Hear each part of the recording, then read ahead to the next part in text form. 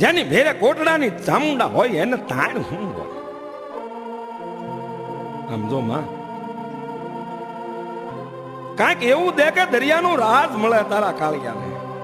શું કે છે મારા કાળિયા? હા માં હા, તારી દયા થાય ને તો દરિયામાં ઝપટું કરવી છો. હે હા તો લે લે આ કછેડી. ખમા મારી, દરિયામાં વહાણ તો શું, પણ વિમાન હાલે એમ પાણી ઉપર હાલશે. ખમા મારા કુળની દેવી.